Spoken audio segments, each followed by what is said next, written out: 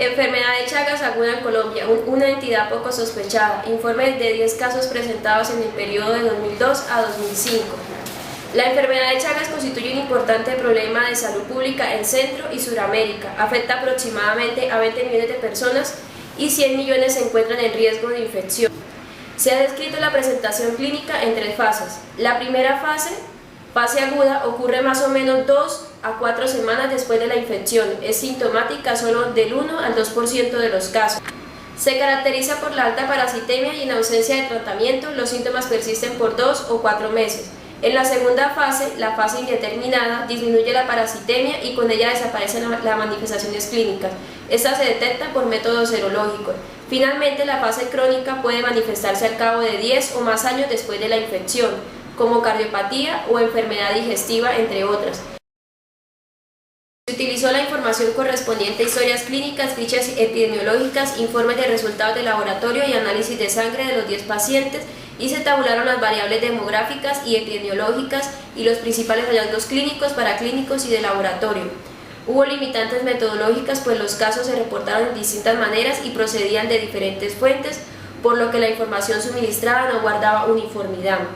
En los casos que se remitieron muestras de sangre al grupo de parasitología del Instituto Nacional de Salud, se realizaron extendidos de sangre periférica utilizando coloraciones Yensia y gota gruesa, aislamientos en medios de cultivo de NN modificado y REI modificado al 2% con suero bovino fetal y antibiótico de gentamicina 100 microgramos sobre mililitros. Inoculación en ratones VAL-C, manteniendo durante un mes en una sala de alta seguridad el bioterio del Instituto Nacional de Salud, análisis electroforéticos para identificación de simodemas en acetato de celulosa con las enzimas malato deshidrogenasa, glucosa fosfato isomerasa, isocitrato deshidrogenasa y enzima málica, y reacción en cadena de polimerasa con los iniciadores TCH2AF sobre R y S35 sobre S36. El primero es una secuencia que se mantiene a lo largo de todos los tripanosomátidos y el segundo es específico del Trypanosoma cruzi. Los métodos serológicos para la identificación de los anticuerpos de la inmunoglobulina G fueron el ensayo inmunoenzimático, es decir, el ELISA, y la inmunofluorescencia indirecta, con puntos de corte en 0,4 y 1,32 respectivamente. El tratamiento con benzonidazol fue suministrado por el Instituto Nacional de Salud a todos los pacientes.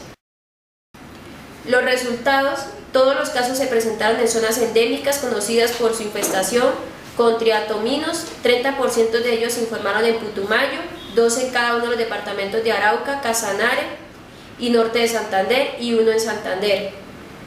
Todos en residentes en zonas rurales, incluidos 2 soldados en el ejército. La presunta vía de transmisión fue vectorial, pero solo el 30% de los casos de los pacientes manifestaron convivir con el vector. El 70% de los pacientes eran adultos con edades entre 18 y los 50 años y el 30% eran niños en edades entre los 6 meses y los 2 años. La distribución por sexos fue correspondido a 7 casos en hombres y 3 en mujeres. El síntoma predominante en 90% de los casos fue fiebre. Otros síntomas importantes fueron la cefalea, la astenia y la dinamia en el 40%. Los signos de puerta de entrada no fueron frecuentes, solo un paciente presentó posible signo de romaña, que no se pudo confirmar, y el otro un posible chagoma. El 30% de los pacientes presentó miocarditis y el 20% desarrolló falla cardíaca. Uno de ellos con taponamiento cardíaco que requirió cirugía, ventana pericárdica y manejo en cuidados intensivos. La parasitemia fue evidente con examen en fresco en el 90% de los casos, en los cuales se identificaron tripomastigotes circulantes. Esta fue la principal herramienta diagnóstica. Hallazgos epidemiológicos y demográficos. En todos los casos descritos, el principal antecedente epidemiológico fue la resistencia en una zona endémica para transmisión de Trypanosoma cruzi por triatóminos. Se ha descrito que la mayoría de pacientes con manifestaciones agudas de la enfermedad de Chagas son niños, pero la mayoría de los casos aquí descritos ocurrieron en adultos, al igual que en otras series. La vía de transmisión probablemente fue vectorial. Solamente 3 pacientes conocían los triatóminos y convivían con estos, pero únicamente se realizó estudios de convivientes en uno de los casos y no se hallaron otras personas afectadas. Debido a esto y a la actividad predominante en regiones selváticas, Es probable que la infección en los soldados y en algunos pacientes se adquiera a través de vectoriales selváticos. No hubo nexo de tipo espacial ni temporal entre los casos por estudios previos sobre distribución geográfica de triatóminos en Colombia. Se sabe que en todos los sitios de procedencia de los casos hay presencia de triatóminos. Variabilidad clínica. La variabilidad en las manifestaciones clínicas y los hallazgos paraclínicos fue predominante, tal como lo describieron otros autores, especialmente en un estudio realizado en Venezuela entre los años 1988 y 1996, el cual describió 59 casos de Chagas agudos con 19 patrones sintomáticos. Los signos de puerta de entrada aparente más frecuente reportados pues son el complejo oftalmoganglionar o signo de Romaña y el chagoma de inoculación. Pero en este informe solo se describió un caso con un posible signo de Romaña, probablemente como una interpretación en retrospectiva de la fase aguda ocurrida un año atrás, como fue en el caso 7. Adicionalmente, en el caso 1, la fístula en el cuello pudo haber tenido su origen en un chagoma, a pesar de que otras publicaciones se han encontrado una incidencia alta. En esta serie de 10 casos no fue común encontrar los signos de puerta de entrada.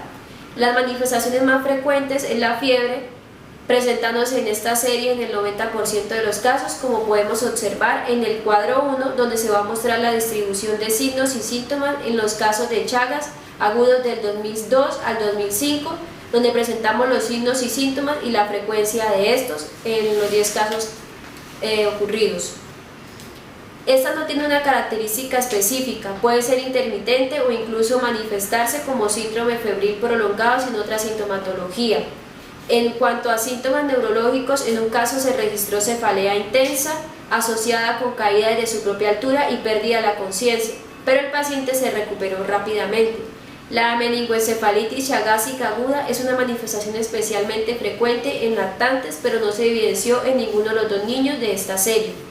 La evolución de la enfermedad chagásica aguda es generalmente benigna, a pesar de lo cual el 20% de los casos presentó manifestaciones graves de compromiso cardíaco. En la serie que presentamos, el 30% de los pacientes presentaron miocarditis chagásica aguda, 2 de ellos un adulto y un niño, con manifestaciones graves, a saber, falla cardíaca con cardiomegalia, edemas, hepatomegalia y dificultad respiratoria. En uno de estos casos se presentó taponamiento cardíaco que requirió cirugía, ventana pericárdica y manejo en unidad de cuidados intensivos. El electrocardiograma evidenció voltaje disminuido y cambios de la repolarización. El otro paciente presentó cardiomegalia y derrame pericárdico leve sin evidenciar manifestaciones clínicas. Así, a pesar de no evidenciarse clínicamente, la miocarditis puede presentarse con una frecuencia importante, tal como se informó en el reporte venezolano. Las reactivaciones en el contexto del SIDA se acompañan de manifestaciones neurológicas en el 75 a 90% de los casos e incluso hacen parte de las patologías definitorias del SIDA. Se prevé que estas reactivaciones sean cada vez más frecuentes por el aumento de SIDA en el mundo. El caso 9 presentó pruebas confirmatorias para VIH, lo cual sugiere que podría corresponderse a una reactivación de una infección latente por Trypanosoma cruzi, adquirida previamente. Sin embargo, no presentó características clínicas propias de una reactivación, por lo cual concluimos que más probablemente corresponde a una primoinfección. Hallazgos paraclínicos. En este estudio solo se logró obtener el electrocardiograma en 5 casos, 3 de ellos fueron anormales, uno mostró bajo voltaje con trastornos de repolarización, otros signos de hipertrofia ventricular izquierda y el último inversión de la onda T en B4 a B6, aunque se trataba de un niño, y este cambio no es necesariamente patológico en ellos. En el cuadro hemático se ha descrito la presencia de trombocitopenia leve en los casos de Chagas agudo.